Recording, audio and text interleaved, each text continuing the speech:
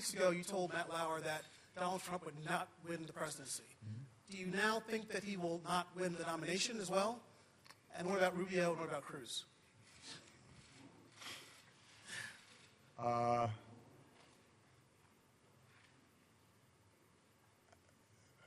think foreign observers are troubled by some of the rhetoric that's been taking place in these Republican primaries and Republican debates.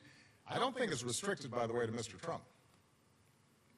I mean, I find it interesting that everybody's focused on Trump primarily just because he says in more interesting ways what the other candidates are saying as well.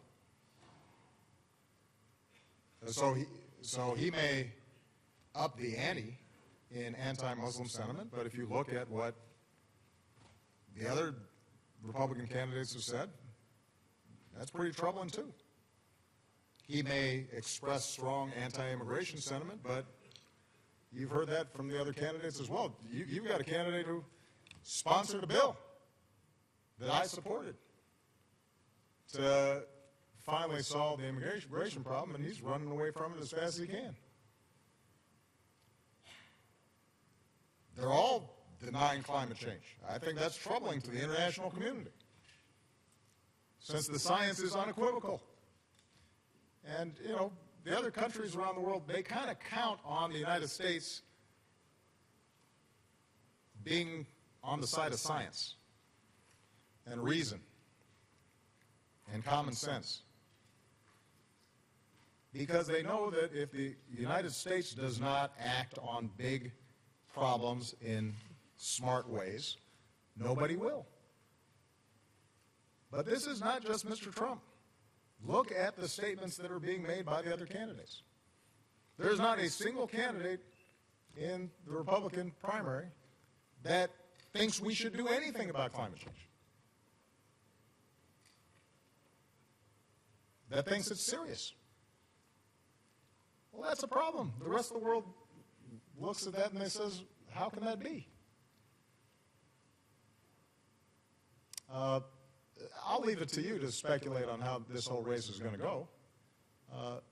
I continue to believe Mr. Trump will not be president. And the reason is because I have a lot of faith in the American people. And I think they recognize that being president is a serious job. It's not hosting a talk show or a reality show. It's not promotion. It's not marketing. It's hard. And a lot of people count on us getting it right.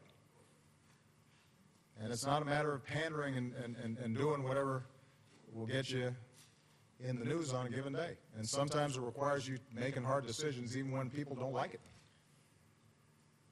And doing things that are unpopular. And standing up for people who are vulnerable but don't have some powerful political constituency. And it requires being able to work with leaders around the world in a way that reflects the importance of the office and gives people confidence that you know the facts and you know their names and you know where they are on a map and you know something about their history, and you're not just going to play to the crowd back home because they have their own crowds back home, and you're trying to solve problems. And so, yeah, during primaries, people vent, and they express themselves, and it seems like entertainment, and oftentimes it's reported just like entertainment. But as you get closer, reality has a way of intruding.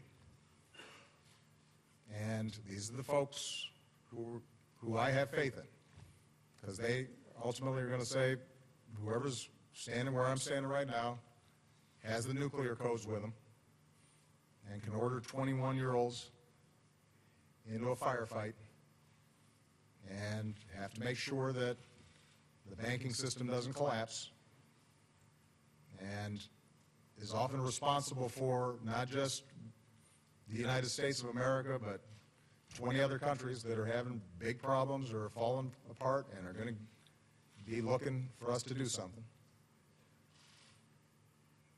And the American people are pretty sensible. And I think they'll make a sensible choice in the end. All right?